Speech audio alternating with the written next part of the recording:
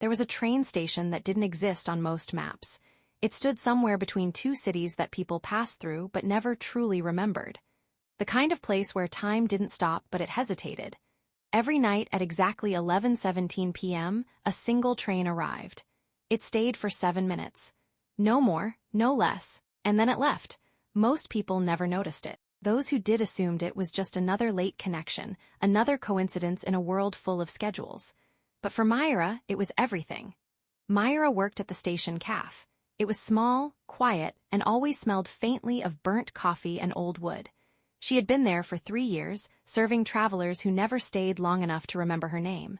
She didn't mind. She had learned early that some lives are meant to be passed through, not held onto. Until one night someone stayed. He walked in at 11:18 p.m. Late. The train was already there.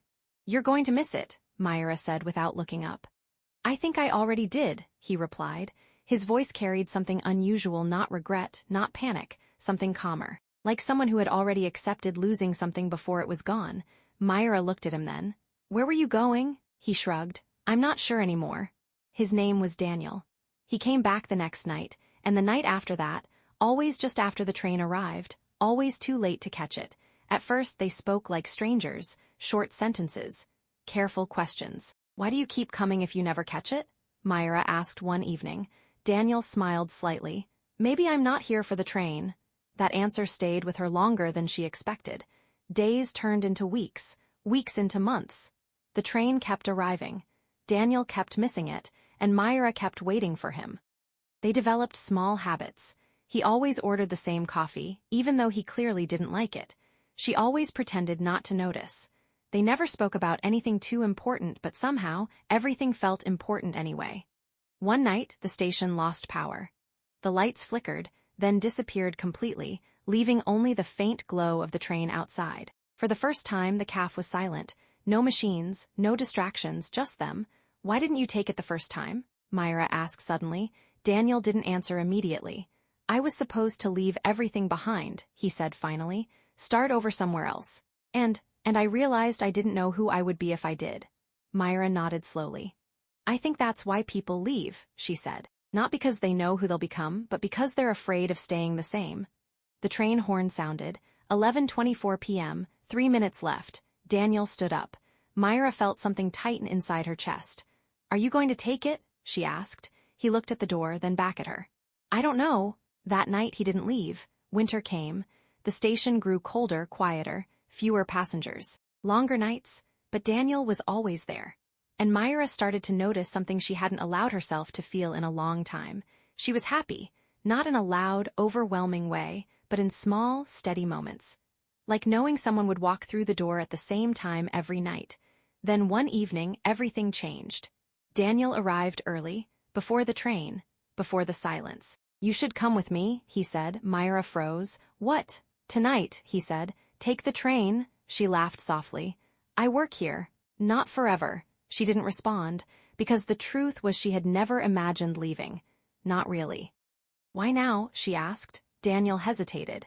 "Because I think I've been waiting for the wrong thing," he said. "I thought I needed to find a place, but maybe I needed to find a reason." "And you think that's me?" she asked quietly. "I think," he said carefully, "it could be us." The train arrived. 11:17 p.m., right on time. For the first time, they both stood when it did. The doors opened. Warm light spilled onto the platform. An invitation, or a question. "7 minutes," Myra whispered. Daniel nodded. 7 minutes, he repeated. Time felt different then. Not faster, not slower, just heavier. Like every second mattered more than usual. "Come with me," he said again. Myra looked at the train, then at the cafe, then back at him. "I don't know how to leave this place," she admitted. Daniel stepped closer. "I don't know how to stay without you," he said. The horn sounded again. 11:23 p.m., 1 minute left. Myra closed her eyes. For years she had stayed in one place because it felt safe, predictable, understandable. But now, standing there, she realized something. She wasn't afraid of leaving. She was afraid of choosing. When she opened her eyes, she took a step forward. Not toward the train, toward him. Daniel smiled, not because he knew what would happen next, but because, for the first time, neither of them was running from the moment they were in. The train doors began to close, slowly, quietly, without urgency. And then they stopped. A conductor stepped out. "This train," he said, "only takes people who are certain." Myra and Daniel looked at each other. Then, almost at the same time, they shook their heads. The conductor smiled. "Then you're exactly where you need to be." The doors closed. The train left. And for the first time since she started working there, Myra didn't watch it go, because some journeys don't begin with leaving. Some begin with staying. After that night, the station felt different. Not because anything had physically changed, the same cracked tiles, the same flickering lights, the same quiet echo of distant trains, but because something invisible had shifted. The train still came at 11:17 p.m., still stayed for 7 minutes, still left. But now, Myra no longer watched it with curiosity. She watched it with understanding. Daniel kept coming, but he no longer stood near the platform when the train arrived. Instead, he stayed inside the caf, with her. "You don't even look at it anymore," Myra said one night. Daniel stirred his coffee absent-mindedly. "I think I spent too long waiting for something to change my life," he replied. "Now I'm trying to live it instead." Myra smiled faintly. "That sounds like something people say before they change their minds." "Probably," he admitted, "but not tonight." Time passed in a quiet, steady rhythm, not dramatic, not intense, just real, and that somehow was more dangerous than anything else, because real things can be lost. One evening, a stranger entered the caf. That alone wasn't unusual, but something about him was. He didn't order anything, didn't look around. He just walked straight to Myra and placed a ticket on the counter. Old, slightly worn, different. "This is yours," he said. Myra frowned. "I think you have the wrong person." "No," he replied calmly, "I don't." Daniel watched from across the room. Something felt wrong, not threatening, but inevitable. "What is it?" Myra asked. The man pointed toward the platform. "For the train," he said, "the one that stops here." Myra's chest tightened. "I don't have a ticket," she said. "You do now." Silence fell between them, heavy, unavoidable. "Why me?" she asked quietly. The man gave a small, almost sad smile. "Because not everyone gets a second invitation."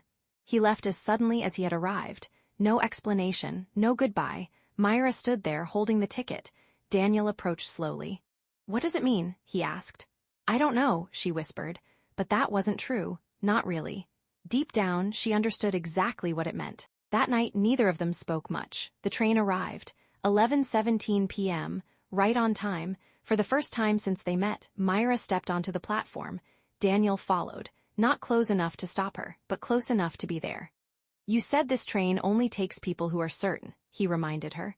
"I know," she said. "Are you?" Myra looked at the ticket in her hand, then at the train, then at him. "No," she answered honestly. The doors opened, the same warm light, the same quiet invitation. But this time it felt different, not like a question, like a choice. "You could go," Daniel said softly. "You could come," she replied. He shook his head slightly. "That's not how this works."